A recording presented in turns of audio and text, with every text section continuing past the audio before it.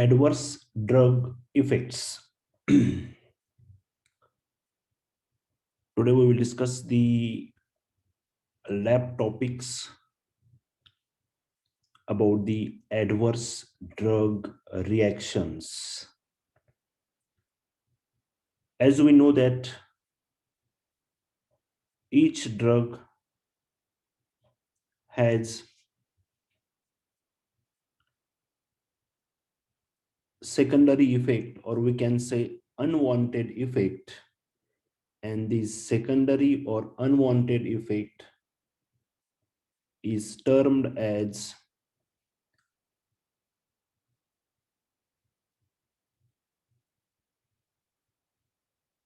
adverse drug effect. The severity of the adverse drug effects depends on the drug concentration and the duration of drug intake.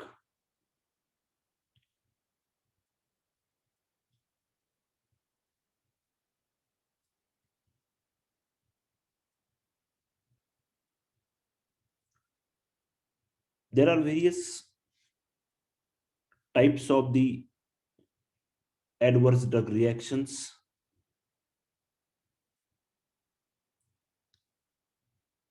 Let us discuss one by one.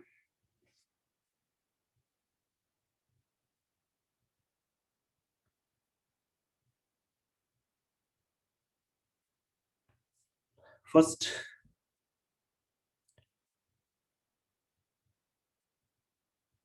let us see some terminologies.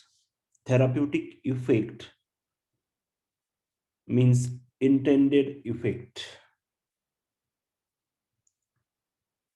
for which we took the medications. Suppose we have headache, and for the headache, if we took the drug, our intention is to relieve the headache. Our intention, the drug should relieve the headache, is called as intended effect or therapeutic effect. Side effects, or we can also say adverse drug effect, or we can say secondary effect. Side effect, these are the unintended effect at therapeutic doses. Unwanted effect, unintended effect. So therapeutic effect is totally opposite of the side effect. Side effect is unintended effect at therapeutic doses and not always harmful. Suppose we took the medications for the headache to relieve our headache pain, and this medication developed the nausea or ulcer or acidity. So it not always the harmful effect.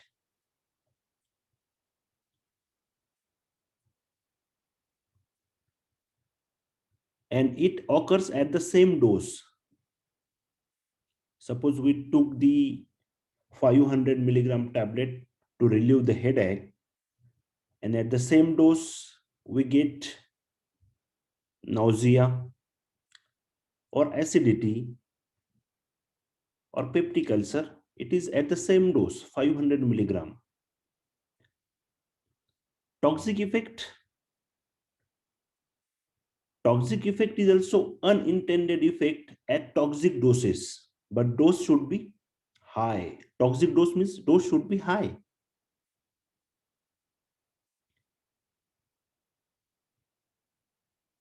Suppose, as we know, the paracetamol is widely used drug for the analgesic and antipyretic effect. But toxic effect of paracetamol is not occurs at 500 milligram or 1 gram dose. Paracetamol will develop the adverse effect at a dose of 4 gram per day within 24 hours. If the person take 4 gram dose, it will affect the liver.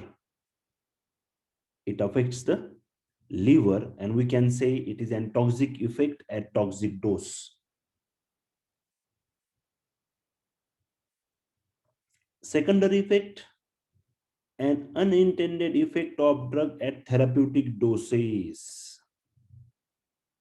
There are many examples of the secondary effect. We can also categorize the secondary effects as a side effect. Suppose we are taking the tetracycline is an antibiotic to kills the bacteria, but the secondary effect, it also suppress the bacteria at the flora, intestinal flora, and which may leads to the chances of the super infections. We have another well-known example of the antibiotic induced diarrhea. Some antibiotic may induce the diarrhea. Example, amoxicillin. Amoxicillin is a well-known antibiotic for bacterial infections. Many bacterial infections, including upper respiratory tract infections. If the patient take this amoxicillin, the good germ which is available at the intestine, good germ which is available at the intestinal flora will inhibit. So what happen if the good germ is not available in the intestine? The bad germ attack the intestine, and if the bad germ attack the intestine, they may produce diarrhea. So we can say antibiotic associated diarrhea, and the microorganism which is responsible for this diarrhea is, we can say, bad germ or Clostridium difficile. The name of that bad germ is Clostridium difficile. It attack on the intestine and may leads to diarrhea when the person take the antibiotic for any infection reason, but secondary effect is diarrhea. If the patient take the corticosteroid, steroids, which is anti-inflammatory drug and anti-allergic drug, steroids,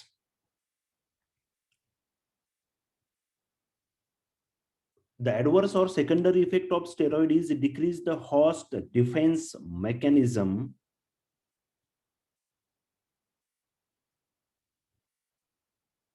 and there may be chances of the activation of the latent tuberculosis. What is latent tuberculosis? The tuberculosis bacteria available in the person in the small amount, which are not able to produce the infection of tuberculosis in that person, because the bacteria available in the small amount, and due to host defense mechanism, the person immune system mechanism, defense mechanism, these tuberculosis bacteria are not able to infect the person.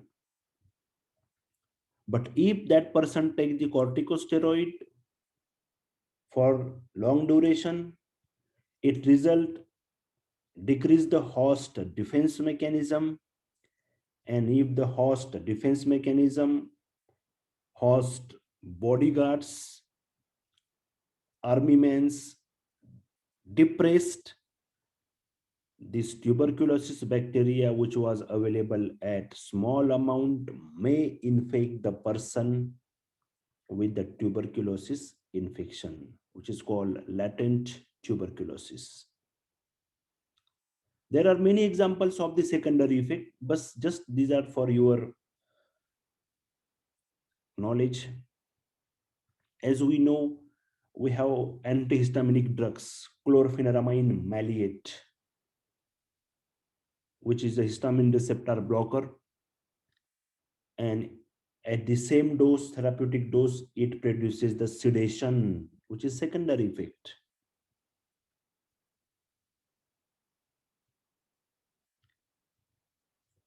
According to the WHO, the definition of adverse effect includes response to drug which is noxious, we can say harmful,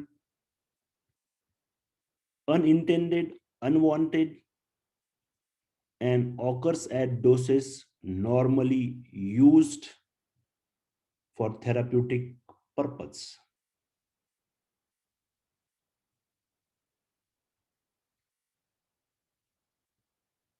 Effect of drug.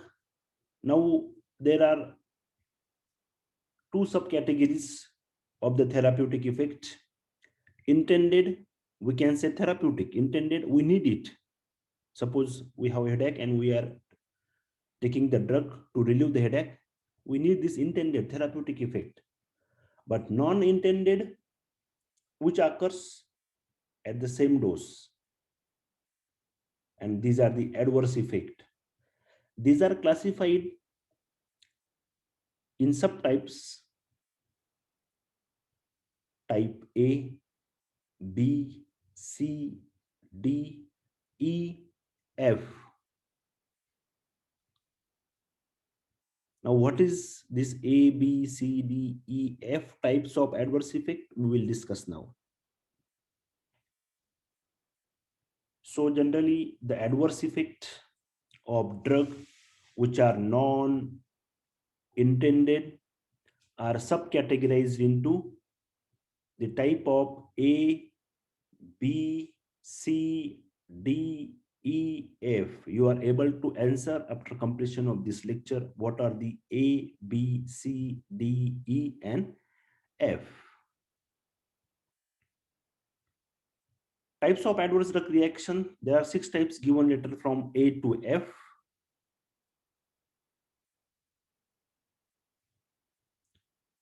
What are these A, B, C, D, E, F? Let us see. A for augmented,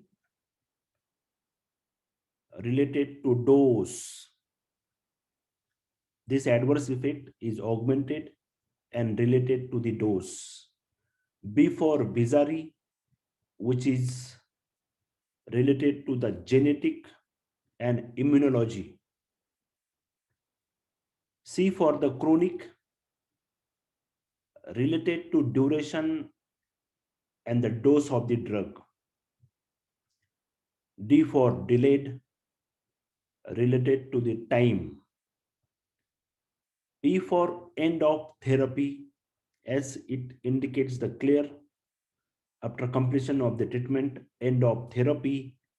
And F is failure of treatment, related to the dose of the drug. If sometimes the dose is insufficient, is not adequate, so person is not able to get therapeutic effect, and we can say failure of treatment. So these are the A, B, C, D, E, and F. Let us see one by one what are the actual these adverse effects. First one is type A, augmented. Augmented. In this type A, augmented, if you see, there is two effect. Exaggeration of the intended effects of the drug, intended, we need it, and simultaneously there is an appearance of the non-intended effect of the drug. What are the properties of this augmented adverse drug reaction? Common. These are the commons related to the pharmacologic action of the drug or related to the dose, predictable, and the low mortality. These effects are predictable and the low mortality. So how can we manage if there is an augmented adverse drug reaction? Should reduce the dose or stop the drug? What are the examples of this augmented type A adverse drug effect?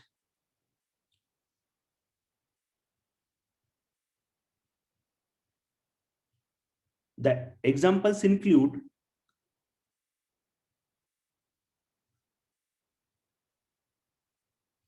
these are the exaggerated desired effect. Suppose here warfarin, which is anticoagulant drug, and if the warfarin is anticoagulant drug, which we can say blood thinner, generally used in the management of various thromboembolic disorders. But if the dose is higher, it may leads to bleeding. So this effect is related to the dose of the drug. Suppose the patient has diabetic mellitus type 1. In the type 1 diabetic mellitus, there is increase in the blood sugar level, but due to deficiency of the hormone insulin, if we give the insulin to the patient in the proper amount, it will maintain the blood glucose level at normal. But if the dose is higher as compared to normal therapeutic dose, it may leads to hypoglycemia. Hypoglycemia means, hypo means decreased, glycemia means sugar in the blood. So decrease the blood sugar level. So what happened here? Insulin we are using in the treatment of hyperglycemia. Due to dose is higher, it may leads to hypoglycemia. Same for the blood pressure or hypertension. For the hypertension patient in which the blood pressure is increased and we are giving antihypertensive drug to decrease the elevated blood pressure, what happened here?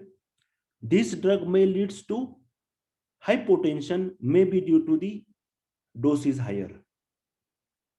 So hypotension leads to the hypotension. Why? Because the dose is higher.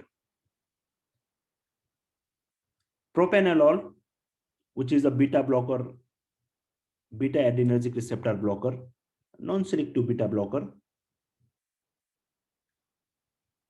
it may leads to the bradycardia. Bradycardia, brady means slow, cardia, heart rate. It decreases the heart rate, slow downs the heart rate. Why? Because the dose is, maybe the dose is higher. So in augmented effect, these are, we know these are the effect.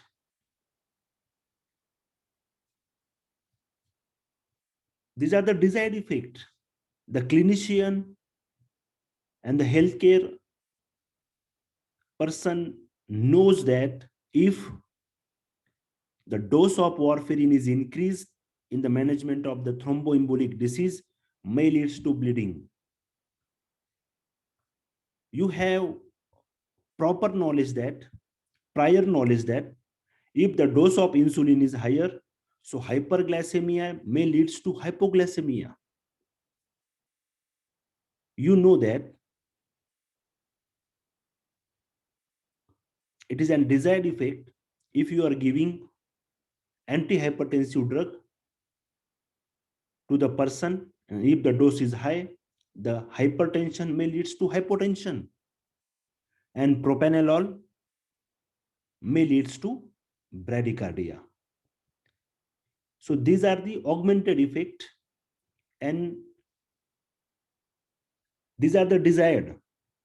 You know that yes, it happens. Yes, if the dose is higher, it happens. But another side is undesired effect. Undesired effect, which is not related to the drug. Suppose patient taking non-steroidal anti-inflammatory drugs, NSAIDs, for the pain may leads to peptic ulcer, which is undesired. Chemotherapy, patient of the cancer taking chemotherapy result in the hair loss, which is not related. Atropine, which is a parasympathomimetic drugs, may leads to dry mouth. H1 receptor blockers, histamine 1 receptor blockers, as we know that chlorpheniramine maleate, we are used for the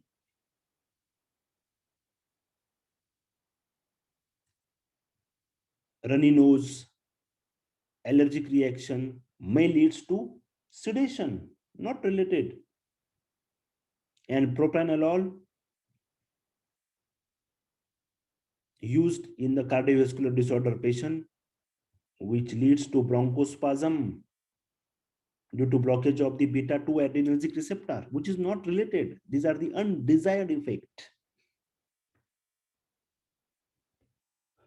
So these are the type A, augmented and related to the dose of the drug, and the, we can say,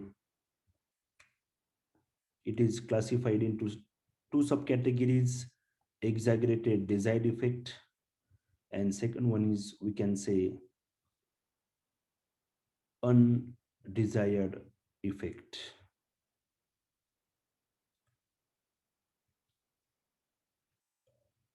These are some examples of this augmented adverse drug reactions. The atropine, which is parasympatholytics, atropine is parasympatholytics drug, or we can say anticholinergic drugs, is responsible for the dry mouth, photophobia, blurred vision, tachycardia.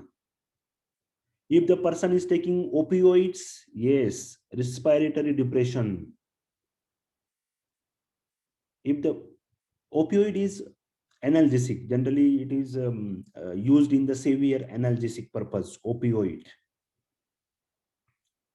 Severe pain, if there is a severe pain, opioids are used, and it may leads to the respiratory depression. Warfarin may leads to bleeding. Insulin, hypoglycemia. Phenylephrine is alpha 1 blocker, alpha 1 adrenergic receptor blockers, may leads to hypertension. Laxatives may leads to diarrhea. Laxatives are generally used in the person with the constipation, but it may leads to diarrhea. Diuretics may leads to hypokalemia. Hypo means decreased, kalemia means potassium ion. And propanolol may develop the bradycardia. Bradycardia, slow heart rate. Let us see type B, which is generally called bizarre. Now, what is the difference between type A and type B? Remember, type B is generally related to the immunological, or we can say drug allergy. The person is allergic to the drug. But in type A, the person is not allergic to the drug. What is the main difference between type A and type B? It is common. We know that. Predictable. We can predict, yes, if the insulin dose is higher, there may be the hypoglycemia. Type B, which is immunological, it is uncommon. It is not occur in most of the patient. It is very rare. But type A is common, occurs in the most of the patients. Type A is related to the pharmacological actions of the drug. But type B, no, not related to the pharmacological actions. It is related to the immunology. Type A is predictable. Yes, we know that. If the dose is high, the patients may lead to the hypoglycemia or hypotension. But in type B, the reactions are unpredictable. We cannot predict what happens in the patient. And type A, it generally occur with the higher dose. Generally in type A, the dose is responsible, but in the type B, it's not related to the dose of the drug. It occurs at the same therapeutic dose. These are two types: immunological, we can say drug allergy or due to hypersensitivity, and the non-immunological, it is, we can say, idiosyncrasy and pseudo allergy. What is the management for this type B? Stop the drug and avoid further use of the drug. Let us see the examples of the type B. Generally, type B is classified into three subcategories: idiosyncrasy, hypersensitivity, and the pseudo allergy. Let us see one by one. What is the idiosyncrasy? Definition: genetically determined abnormal reactivity to drug.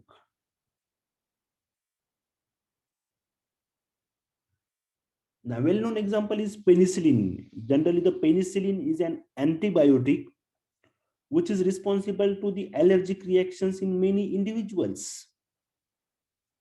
Genetically determined abnormal reactivity to a drug. What is the mechanism? The drug interacts with genetically determined features in the individual not found in the majority of the subject and produces the abnormal reactions. The best example of idiosyncrasy is sulfa drugs. The best examples of the idiosyncrasy is sulfa drugs. Not the penicillin, but sulfa drug. Penicillin is a type of the hypersensitivity reactions. What happens in the sulfa drug? If we prescribe the sulfa drug to the persons of the, which is deficiency in the glucose 6 phosphate dehydrogenase enzyme, may leads to hemolytic anemia. It is genetically determined. If we give the sulfa drugs, the drugs which contain sulfa moiety, in the persons of the glucose 6 phosphate dehydrogenase deficient, may leads to hemolytic anemia. It is not occurs into the all the persons only, but genetically deficient with glucose 6 phosphate dehydrogenase enzyme. Hypersensitivity, adverse reaction that result from previous sensitization to a drug or to one that is structurally similar. What happened in the sensitization mechanism? First exposure to the drug, when person take the first time drug, suppose example, penicillin, at the first time they develop the antibodies, because this drug penicillin is acts as an antigen, and in response to the antigen, the antibodies will be produced in the patient's body. We can say synthesis of antibody against the specific antigen, that is penicillin. Subsequent exposure to the same drug, what will happen? Again, after second dose of the same drug of the penicillin, what will happen? Penicillin is antigen, and now the antibody is available, which is produced on the first exposure. So what will happen? Antigen antibody interactions, and it will produce allergic reactions. Pseudoallergy is intolerance. It mimics the immediate allergic reaction, but without immunological mechanisms. In the pseudoallergy, there is no involvement of the immunology and results from the direct mast cell activation and degranulations by drug. And it occurs at first exposure. So what is the difference between pseudoallergy and hypersensitivity? Pseudoallergy occurs at the first dose, but hypersensitivity does not occurs at the first dose, because in the hypersensitivity, in the first dose there is a formation of antibodies, and in the subsequent or second dose there is antigen antibody reactions and the formation of allergic manifestations. So this is the main difference between idiosyncrasy, hypersensitivity, and pseudoallergy. Let us see the examples of three adverse drug effects